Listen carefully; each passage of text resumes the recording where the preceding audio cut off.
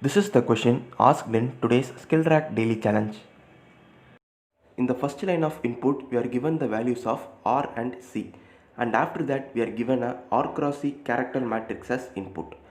And now this character matrix contains only the characters A and B. So there will be no more characters other than A and B. And our task is to replace the character B with hyphen and then shift the character A towards right in every row. So for example, let us take our row 1. Here totally the character A has occurred 3 times and the character B has occurred for 3 times.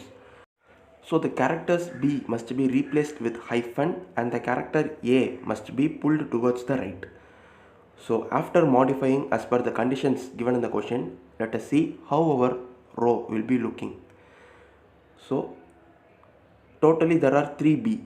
So there will be 3 hyphens in the beginning and then there are 3 A.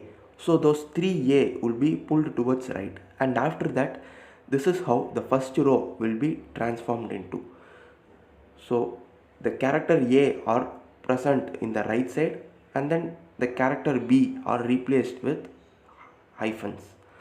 So now let us take our second row. Here all the characters are A. So there are no B. So there will be no hyphens and all the characters in the second row will be A. And now in the third row there are 2B and 4A. So the first 2B will alone be replaced with hyphen and already the character A are pulled towards right. So first we will be printing 2 hyphens and the remaining characters will be A.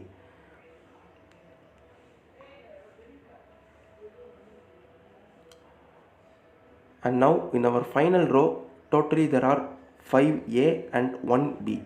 So the 1B will alone be replaced with a hyphen and then the remaining character A will be pulled towards right.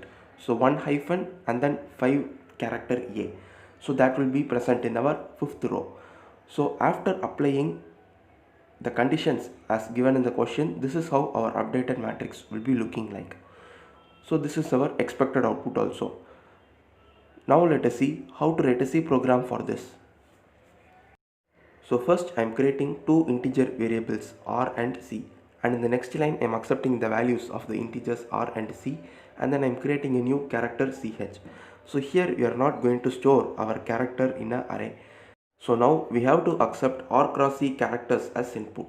So first I am creating a loop. So this I loop iterates from 0 to R, and in every iteration of this loop I am creating a new integer variable named count and setting its value to 0.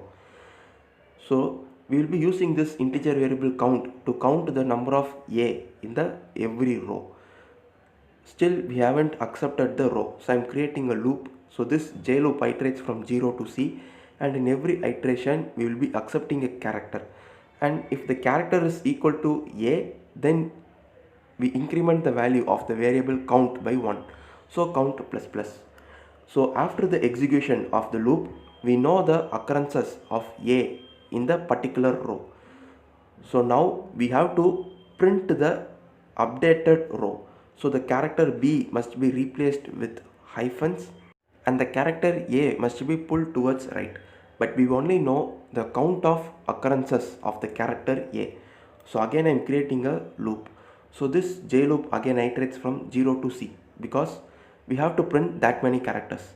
And in every iteration of this loop, if J is greater than or equal to C minus count, we print A, else we print hyphen. So this C minus count, C is the total number of characters in every row and count is the number of occurrences of the character A.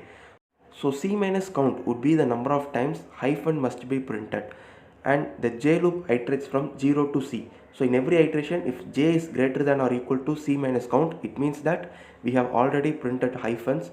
So if this condition is satisfied, then we print A, else we print hyphen. So that is how we will be printing our output, and after the execution of the loop, we will also be printing a new line. So we get our output in the desired pattern. So now let us check our program with the sample test cases. So I have already given the sample input 1, and for sample input 1 our expected output is here. So we also get the same. So in the first line there are 3 hyphens, and in the third line there are 2 hyphens, and in the last line there is only 1 hyphen. So this is the logic behind today's daily challenge. Thank you for watching.